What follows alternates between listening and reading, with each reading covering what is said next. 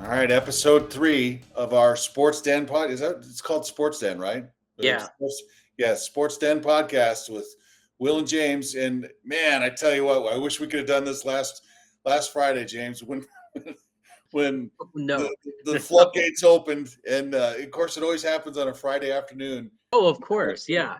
Yeah, everyone's had enough. Anytime you get bad news, it always happens on a Friday, or Yeah, news in general, big news. and So, that was your story, so go ahead and take it from there. uh, all righty. Well, for those of you that don't know yet, and it doesn't seem like there are very many people out there who don't, Las Vegas Robertson boys basketball coach James Branch was arrested Friday afternoon. Um, Literally, as I was walking into the Rio Rancho Event Center for state wrestling for the semifinal round, I was my phone was blown up with all kinds of texts and images of James Branch's mugshot, which has now been pretty much, it's blown up all over the state and everything. He was charged with criminal sexual contact of a minor by a person by a person of authority, false imprisonment, and battery.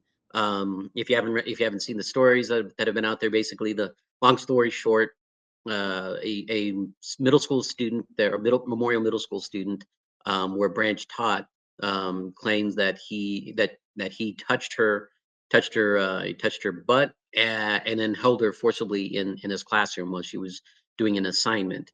Branch was held over the weekend with no bail. He just recently was, actually Monday, he was released, I think on his own recognizance, and basically ordered to have no contact with the student. But essentially, what this means, and not that we didn't know before, basically James Branch's career at Robertson is done.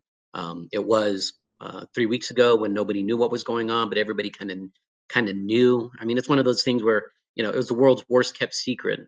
Everybody kind of knew the details, but nobody would say anything until finally we got the details of what happened. With that said, now Branch is out right now, and we'll see where this goes. But obviously, I think his career as a prep coach is pretty much done after this incident. Yeah, absolutely unrecoverable. I think in sports parlance, this is what we call a really big deal. They, Yeah.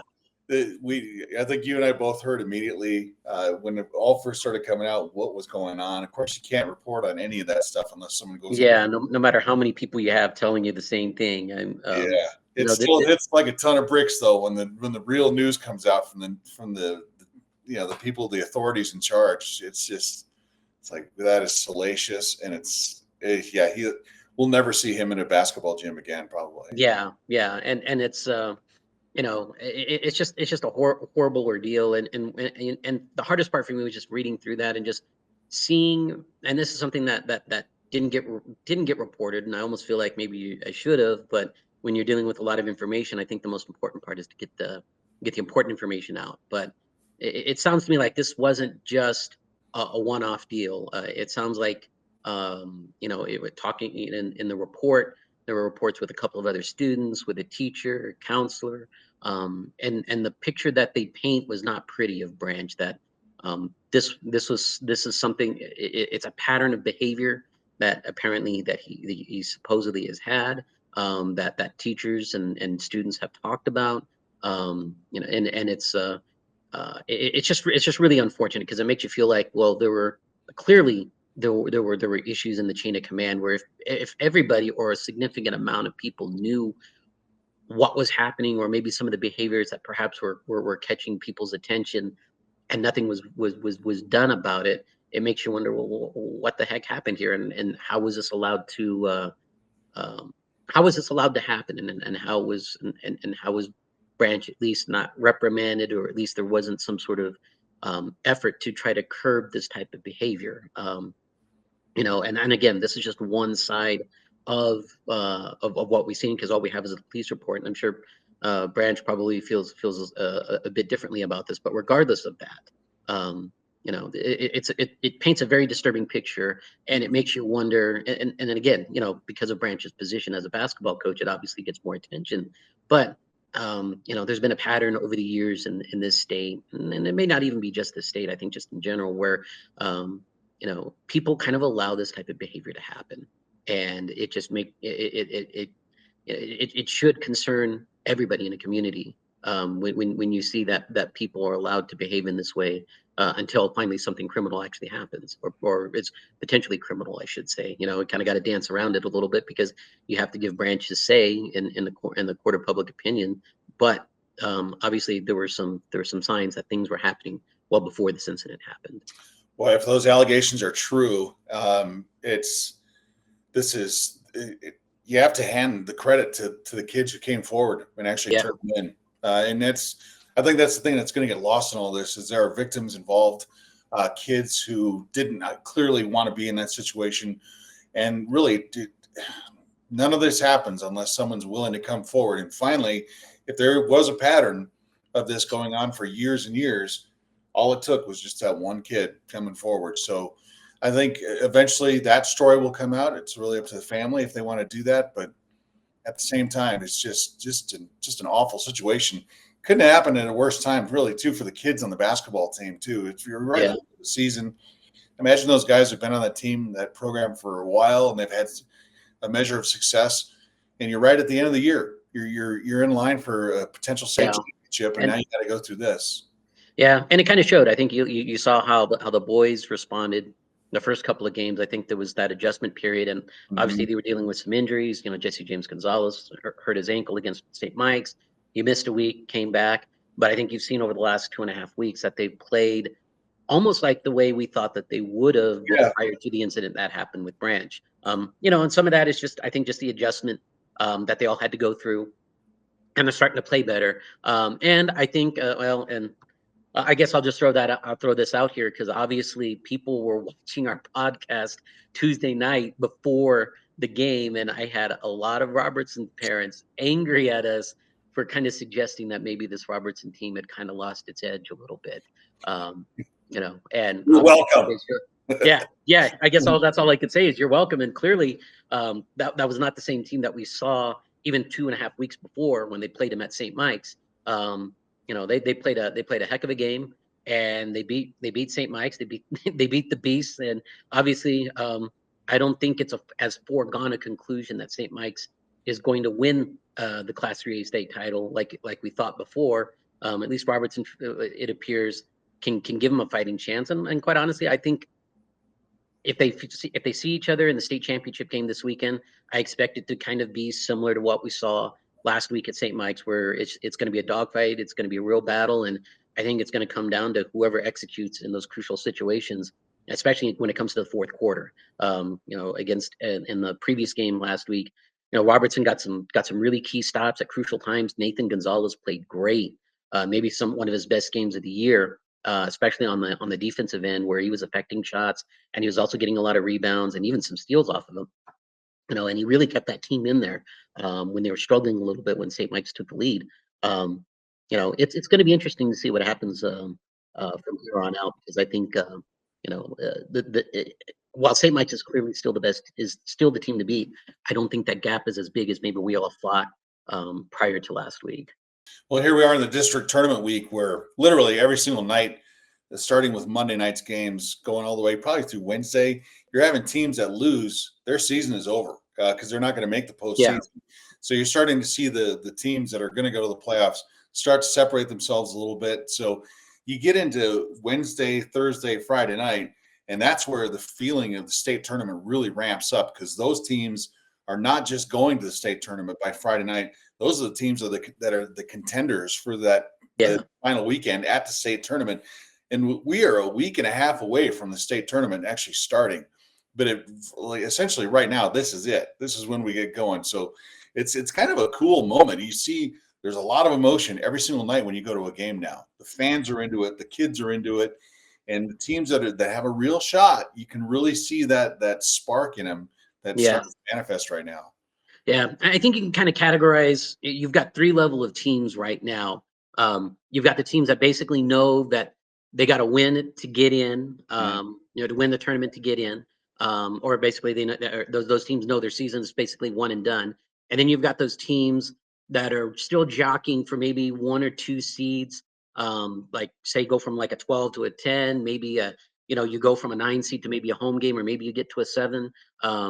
You know, and then you've got those top 3 or 4 teams where, quite honestly, you just don't want to you don't want guys getting hurt, because you know that you're pretty much locked into, one of those top 4 seeds. I think really maybe in 3A and 2A, 3A and 4A. I think you could see some shifting there in those in the top 4. But like for example, 5A, I think it's pretty clear Volcano, Sandia, Hobbs, and probably Roswell are going to be the 4, regardless of what happens this week. Their criteria is just too strong for them to not fall much further than that. But 4A, 3A, and 2A, you could see some movement. Like I saw a recent projection on NM Preps, the rival site there, not to give them a plug, but they broke down the bracketology, and they have St. Mike's, Robertson, and Indian School all within the top 4. They got Espanola as a number 3 seed right now, and could potentially be in a number 2 depending on how things play out. But you're not going to see a lot of changes, at the top 4, except for like I said, in some of those other cases where maybe there are 5 or 6 teams vying for those top 4 spots, but you don't really see it in 5A for sure. Man, Santa Fe High really had a shot to make Yeah. a name for itself, and just last week could not have gone worse for them. And Well, it couldn't have gone worse if you're trying to play your way into a home Mhm. game, or maybe even a top 5, top 6 seed. Yeah, But on the flip side, and sometimes it just happens this way. I think now they've positioned themselves out of that dreaded 8-9 game. That's the one. Those are the 2 seeds that I really don't think anybody in 5A want to have, because they realize no matter who wins that game, you got to go up against Volcano Vista, and that's going to be a really tough game for whomever comes out of that. And last year, Santa Fe High was in that situation. They were the 8 seed. They got to the quarterfinals, and Volcano Vista just smoked them. yeah, And I think that was something that was in the back of their mind. And now with those 2 losses, being 3rd place in the district, a solid 3rd, not even a tie, where they could potentially jump La Cueva based on criteria, they're going to be stuck behind La Cueva, and La Cueva is probably in that 8-9 range. So there's a possibility that maybe Santa Fe High plays La Cueva again in the 8-9 matchup. But more than likely, I think they're probably a 10, maybe even 11 seed. And that means playing you're playing an Cleveland. Albuquerque High or a Cleveland, and they match up so much better against those teams than they Yeah, do a Volcano Vista. playing Cleveland. Gosh, I wonder if there's any storylines with Santa Fe High. Yeah, yeah. I don't know of anything that those 2 teams could have any common traits, Yeah, or any kind of relationship, So yeah. Well, that's the thing. It's by Saturday night we'll have a really clear picture. We'll know exactly who's doing what, because state pairings for the state tournament come out this weekend, and that's always a fun time. It's New Mexico's version of Selection Sunday, and it's although the algorithm that they use, it doesn't give you a lot of wiggle room. There's not a lot of guessing that goes involved. You pretty much know by Saturday who's going to be where. So, yeah, but yeah. even then, though, it's still fun though. Yeah, about the only thing and that there might be a surprise or 2 is who gets in as like the 15 or 16 seed. I think last year the perfect example is Los Alamos. They were basically out of the tournament. They ran the table, won the district tournament title on the boys' side, and they got in as a 16 seed. Um, and again, this is where we talked about before, those teams that are on the bubble of getting in. It's important that you win. You probably need to win 2 or 3 games, or in some cases you need to win the whole thing in order to have a shot at just getting in. I think one of the discussion points is Bloomfield up in the northeast corner. They're in a battle with if I remember correctly, it's I want to say Gallup, maybe Valencia Blend, some of those schools. They're battling for that 15-16 spot, and Bloomfield's in a situation now where they kind of have to win out, in order to be able to get in. So that's kind of what makes part of this district tournament so intriguing, is that if you get a team that's on a run, and they're in a district where the gap between the bottom team and the top team is small, you can have that bottom seed make a run through the tournament and win, and I think that's what they're looking at there. I think the one of the more interesting, like it has nothing to do with Santa Fe, but the district that has Hope Christian in it, where the Hope Christian boys were the lowest seed in their district tournament, which is it speaks first of all the strength of that district. Yes, But absolutely. like in kids nowadays, really, I don't think they have an appreciation for how good Hope Christian's boys basketball program has been over the last 25 years. But it's really unusual to see Santa Fe or Hope Christian being the number 5 seed in their district tournament. I think, gosh, what a Cinderella story that would be. Yeah, yeah, that would be. And yet the thing is, they're still going to make state easily. Oh, They're they're absolutely. they're probably going to be somewhere in the top 10, top 11. And here's the thing with 4A this year in particular. I think there's probably about 9 or 10 teams that have a legitimate shot, and it's really going to be based on what the matchups are. Yeah. Hope's got wins. I think they've got a win over Espanola, but they lost to Pewaukee. Pewaukee and Espanola have beaten Albuquerque Academy, and Academy's probably in that 4-5 range. Yep. St. Pius is really good, but Espanola is in that conversation too. They're probably going to be the 3 seed. So when you talk about Hope, we sit here and think, oh my gosh, they're the bottom seed and they have to play their way through the tournament. But if they go on a roll, win that district tournament, it could parlay into a big run at state. And it's not like they haven't been there before. Even as they've moved up after that dominating run that they had in 3A, they've still made it to the state championship game a couple times. And there's a good chance that they could, depending on where they end up and who they've got to face. Yeah, 4A boys is interesting because you have St. Pius, the number 1 seed. You have Academy in there. You have Hope. And all 3 of the schools, all 3 of the Albuquerque schools don't bring a lot of fans. So the NMA is probably privately hoping that Espanola and Pewaukee make a deep run to the state tournament. Because if you get Espanola and Pewaukee making a deep run to the semifinals, I mean that you're cranking out the turnstiles with that one. So absolutely. And that Thursday session is always one of the best ones in the state tournament because you get the semifinals from 5A, so you usually get like you'll get a Hobbs or you get Volcano Vista, and those games are usually pretty packed just because people want to see those games. But then on the girls' side, you get Gallup, you get Kirtland. When Espanola's been good, you've gotten those crowds in there. Obviously on the boys' side for 4A, Pewaukee, Espanola. Even like when Valley, Highlands, those crowds usually show up as well because they do love their basketball programs there. So you usually get pretty good crowds for that as well. So that's one of my favorite days there is that Thursday because there's just an electricity there. Yeah, Thursdays I'm hardly ever in the pit because that's usually because that's where the small schools in 3A are. They're down at the Star Center. I can't remember the last time I was in the pit on a Thursday. It was so bizarre because that's where all the energy is. But the 3A stuff, 2A stuff is over at the Star Center. So yeah, it's this weird thing where I really want to be there. I want to experience it, but somebody's got to be in the Star Center. Yeah, exactly. But the nice thing though is that at least with the 3A and 2A boys, they've moved them back to their traditional role at the Friday semifinals before the championship games with the girls. Yeah. So you still kind of get that you get that crowd. And again, we already talked about before with Robertson and St. Mike's. We haven't even talked about Indian School. I mean, there's a possibility that we could have 3 district teams in the semifinals, and those games are going to be packed. Especially the 11:30, because they usually go like 9:45, and then the 1:15 game or something like that, and then you got 2A where you could potentially have Mesa Vista, you could have Pecos. I even give McCurdy an outside shot at maybe being able to make a run. So those games in the morning are going to have a lot of fans, and then you follow that up on the girls' side where you're going to have an Indian School, Robertson, West Las Vegas, one of those 3 teams. They're going to play for the 3A title, and you're going to get a crowd for that. And with Mesa Vista and Pecos girls also being in the conversation on the girls' side in 2A,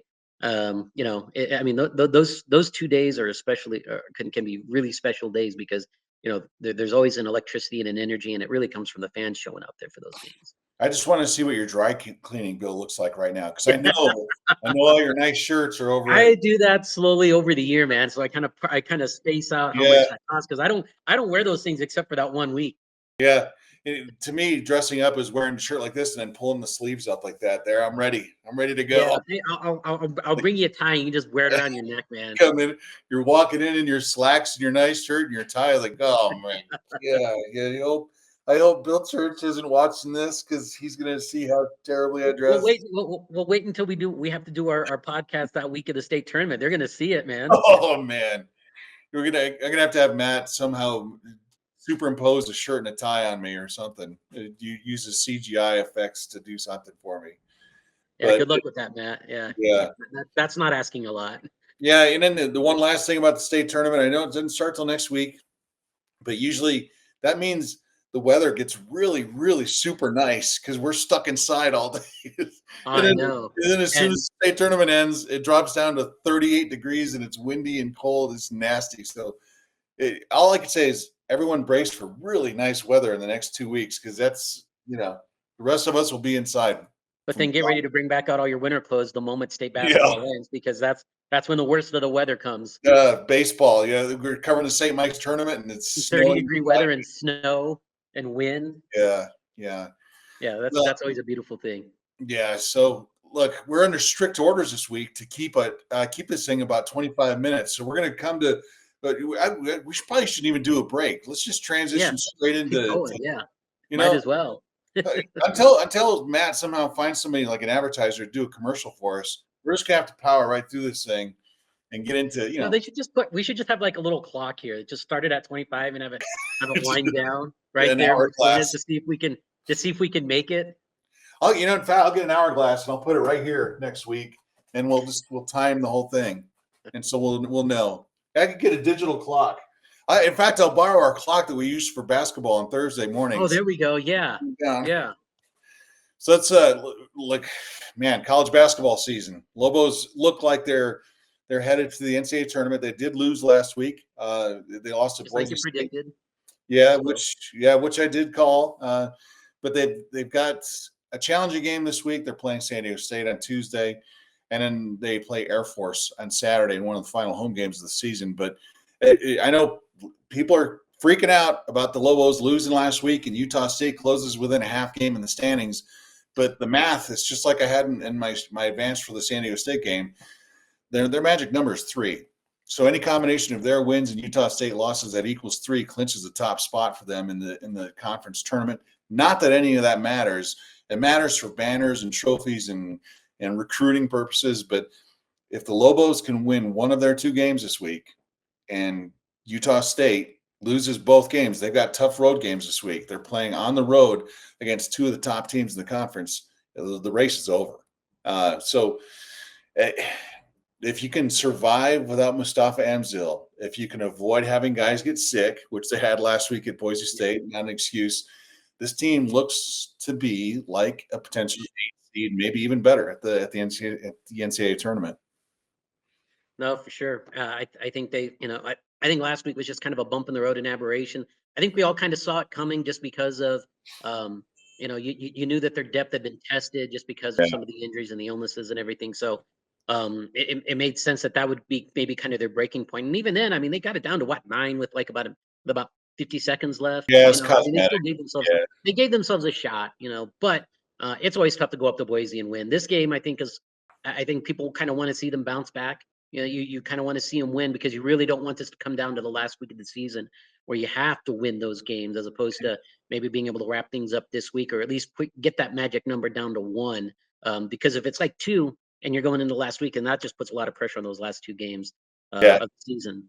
Yeah, that game just meant more to Boise State. They had to have it, And they're playing for their tournament lives. They're right there on the bubble like San Diego State is. So yeah. And frankly, UNM is vulnerable against a 3-point shot. I mean, there are a lot of teams that are vulnerable. If a team gets hot, like Boise State was, it's going to hurt them. And you're missing a starter that averages 12 points a game, 5.5 rebounds, and you're replacing with a true freshman who turns out had played sick. He did too. I think I had as many points as he did against Boise State. He played 27 minutes, didn't do hardly anything, which is fine. He's stuck guarding Tyson Degenhart.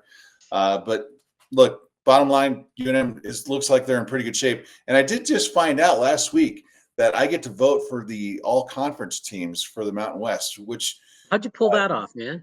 I don't know. Apparently my First the bride, Heisman, now this. I kept sending birthday cards to the commissioner, and apparently it paid off. I don't know how it worked, but as soon as I got it, I got to tell you, as soon as I found out, my wife was sitting there. My wife is quite honestly the biggest college basketball fan I have ever known. During the previous weekend when we were covering state swimming and wrestling, there were 4 Mountain West games stacked right on top of each other, starting with Air Force and Fresno State at noon on Saturday. She watched that entire game. That was the 2 worst teams in the conference. Air Force hadn't won a game at all, and Fresno State they'd won 1 game, and it was against Air Force. She watched that entire game, and then right after that, all in succession, she watched Mountain West basketball all day. So when she found out that I was voting, she said, no, I'm voting for the team, and I'll fill it out your bracket, your ballot for you. So I was like, all right, just like my Heisman vote. I didn't even get to vote for the Heisman. She voted for the Heisman for me. So yeah, looking forward to that. Thanks, Sarah. Oh my gosh, that's like me watching a Santa Fe Prep Academy for Technology and the Classics girls basketball game. Like, who watches that? Who does that? Yeah. Great. Now I'm gonna get angry emails from both of those coaches.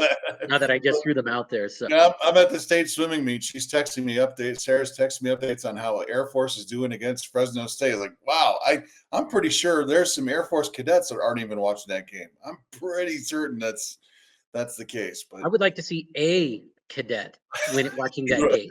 yeah, well, she drove up with me to watch the Air Force game in Colorado Springs, and she sat right next to their spirit band the entire time. So, like, what? Well, hey, I'd go to Colorado Springs just for the venue there, man. It's a Yeah, beautiful place, but amazing. Yeah, yeah, but yeah, it's fun.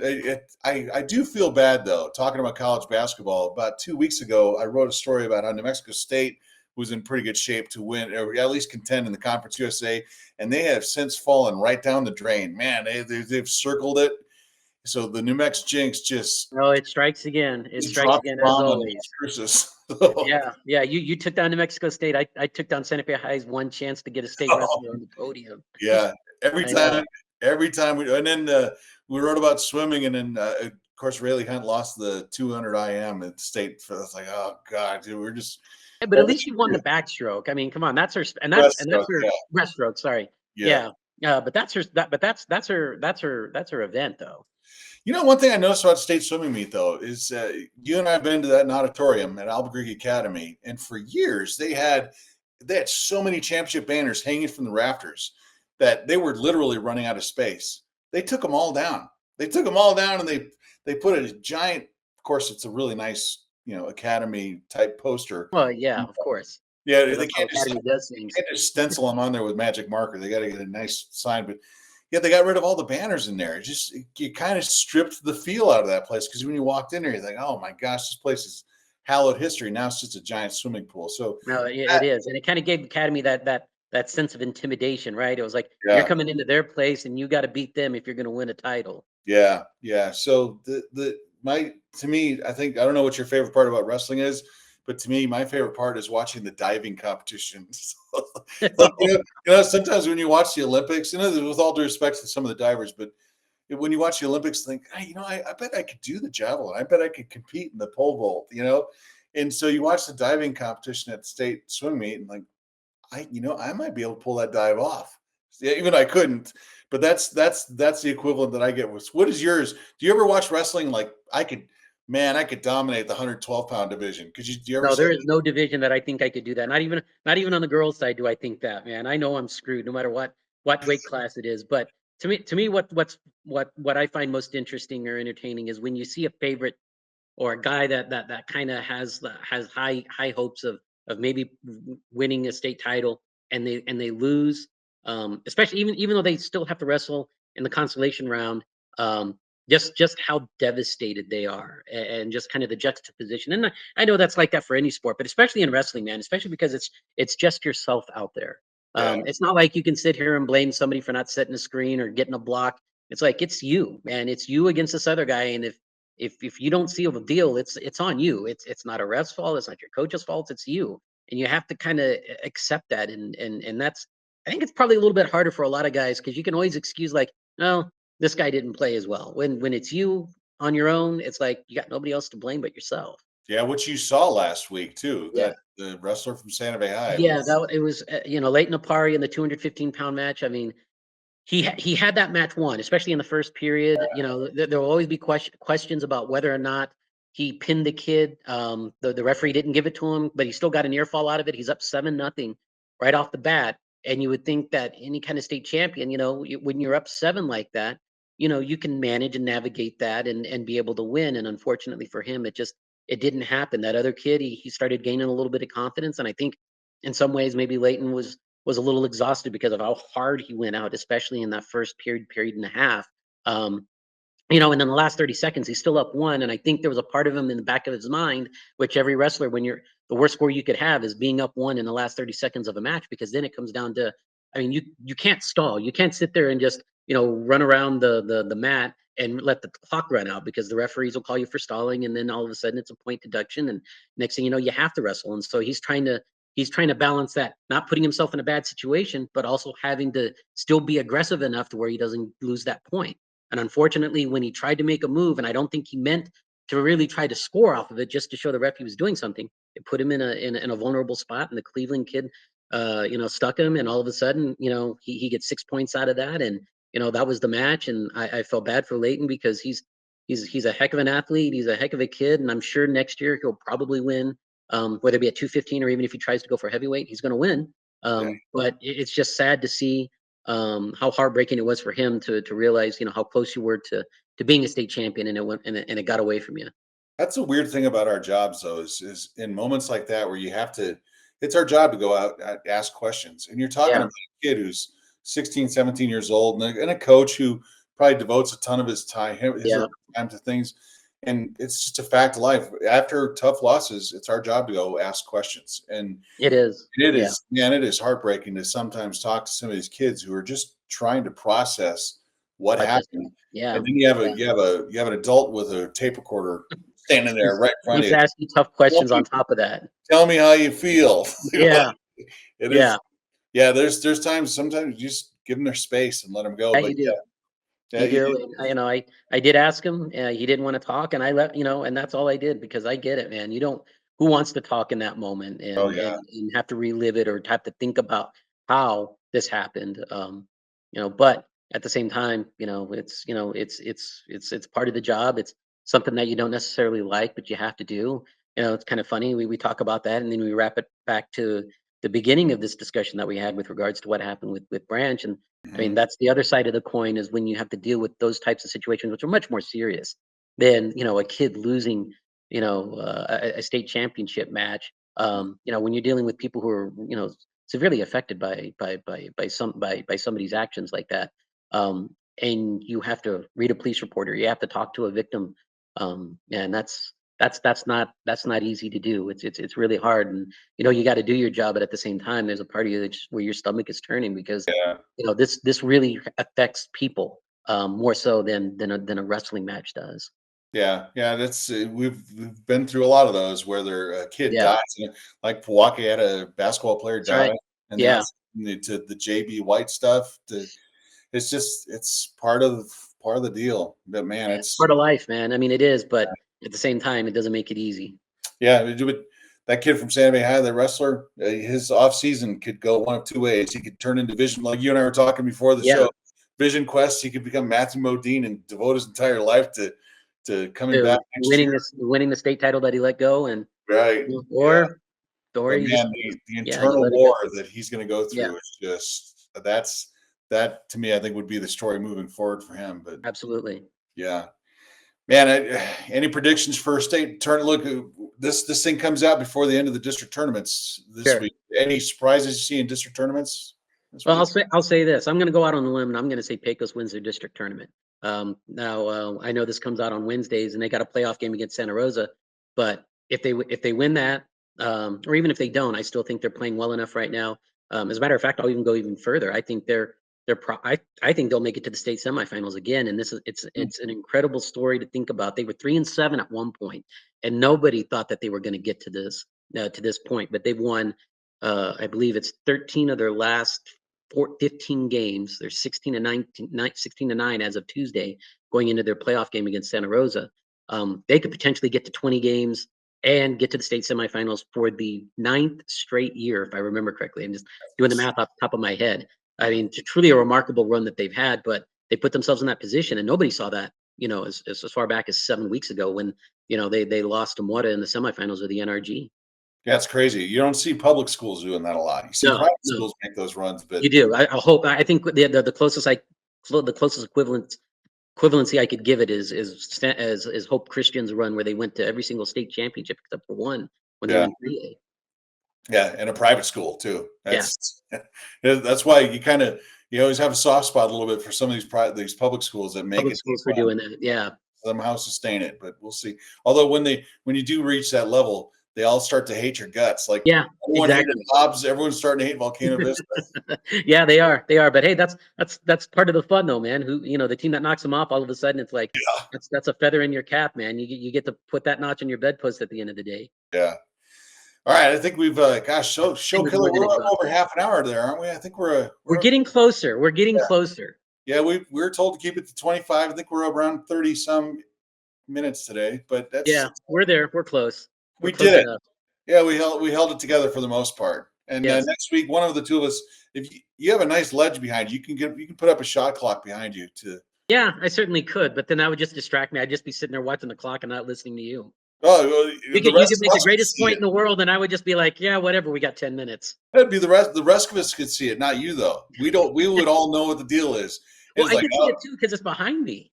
we'd be like, oh god, here goes James talking about Questa's girls basketball team again. He's gonna have to. He's And gonna what say, is the problem with talking about Questa's girls basketball team? 20-5 right now. They're my sleeper team in the 2A. There we go. Another We'll talk 8 about that next week. We got time for that. God, another Barron monologue. Yeah, That's right. gonna break the internet. All right, that'll wrap All it right, up man. for the week. We can't. We I know we've promised a guest. I'm gonna blame James for that because it's easier to course, blame James yes. and take it on myself. But we will bring someone on. We will make it a point to have someone on next week, and we'll make sure that they don't go any longer than 5 minutes because the rest of the time is frankly, Yeah, we gotta have our time too. it's all about us at this point. But thanks for watching. Thank you. The top rated sportscast the New Mexican has ever had, I think, right? Sportscast. And hopefully Some point we gotta take down Jeff Grammer too. That's a whole nother conversation, brother. Yeah, I know. Well, he's got a much better setup than we do right now. He's got No microphones. offense, Matt. We need microphones. We need some of the, even We if do. they're fake microphones, We need to look semi-professional as opposed to this. like a headset or something with a look like a coach on the sidelines. Or even if it's a fake headset, just wear one just to make it look like we're actually We doing could something. do that. We could go on Amazon and order one. But anyway, that's for down the road. Yes. Thanks for watching. We will see you next week. See ya.